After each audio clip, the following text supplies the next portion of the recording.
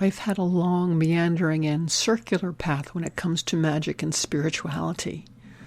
I had been involved in Vedanta, a form of Hinduism, and different forms of Buddhism and yoga for very many years before turning my interests to Western folk magic and occultism.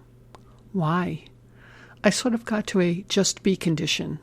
I also became discouraged and felt disempowered with aspects of what I had been doing and how I had been thinking for years. It was time for a radical change to broaden and rectify my perspective. I decided to shift into exploration of folk magic to try to connect with the culture of one of my great-grandmothers.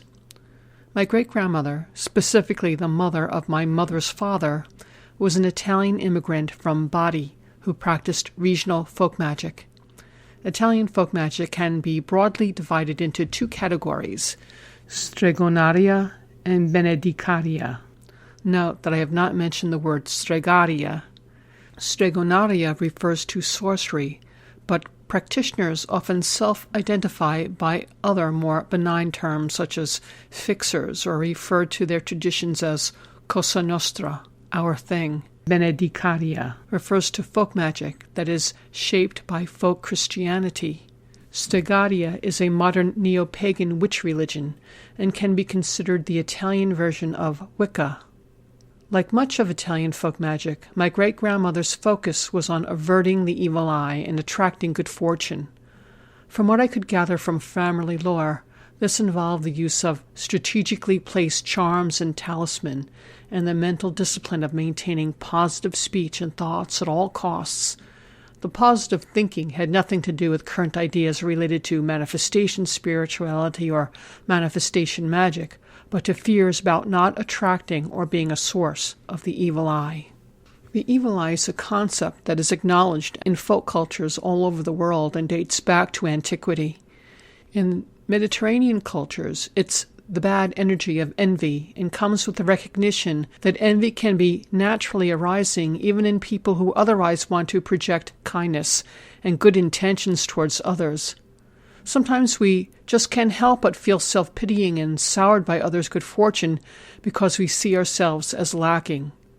Apotropaic or harm-averting magic is meant to protect against ill will that is directed toward us, and also that our own emotions unintentionally generate. Of course, apotropaic charms also are meant to protect against unseen bugaboos. After my maternal grandparents passed on, I took up residence in their home for a while. For the years that I lived there, I was continually discovering odd bunches of trinkets meant to be talisman in interesting places, strung on nails and hidden way back in closets or draped over spikes driven into support posts in the basement.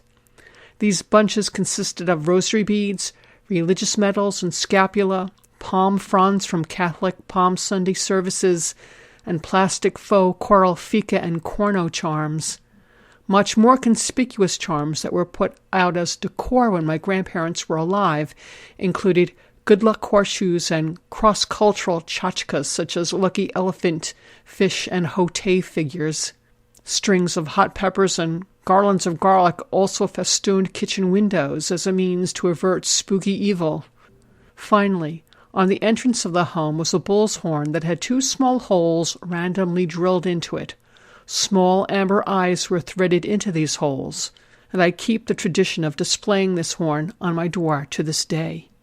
My great-grandmother read fortunes and cards and palms and other materials. In retrospect, I now understand why the best years of my work with card reading happened while living in my grandfather's house, where so many of my great-grandmother's influences persisted. It was not until several years passed and I had moved away to another state that I fully appreciated what I had discovered while living in my maternal grandparents' home. Oddly, although I struggled to continue and fudged it for many years, I wasn't able to read cards anymore, but I began to want to retrace the past and bring it back to life. What stories can you share about the folk customs and folk magic of your ancestral relatives? Drop me a note in the comment field or in the comment field of the transcript of this video on my blog at www.sorcerersandmagi.com. In Part 3, I will discuss elements of my own practice.